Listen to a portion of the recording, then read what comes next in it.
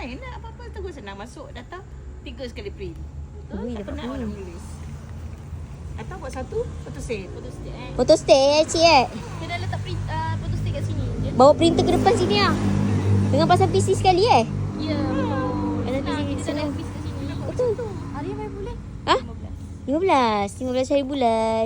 Asyik dari Melaka. Dah sold. Belakang Angel ni geng. Asyik dari Melaka. Alhamdulillah. This is Gudang Bosijan. Okay.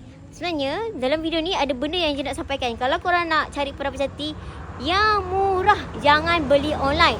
Sebabnya Angel cakap awal-awal, ada seseorang ni tak tahulah siapa, scammer, dia pakai gambar Bosijan, video Bosijan. Dia post video lama kita orang, recording lama kita orang yang pernah kita orang dulu-dulu 2-3 tahun lepas yang ada clearance stock reject.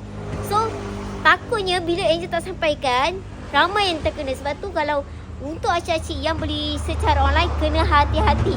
Sebab biasanya kalau nak beli online, kena direct terus dengan Angel. Boleh video call. Jangan percaya mana-mana gambar, dia post gambar sejati bawah 1,000, ratus-ratus ringgit punya, itu adalah scammer geng. Geng, jujur Angel cakap untuk perabat jati ni bawah 1,000 memang tak dapat. Kecuali barang-barang kecil yang macam ni. Yang macam ni dapat lah 800 lebih. Ini apa, 900 lebih baru dapat. Pusing malas jati. Tapi kalau korang nampak ada postingan, dia post, lepas tu sekarang terbaru diorang pakai website, lagi-lagi pakai AI. Itu memang scammer. Mula-mula bila korang tengok website tu, korang tekan produk, contohlah dia letak set sofa, harganya 1,000. Korang tekan, terus korang akan nampak satu QR tau.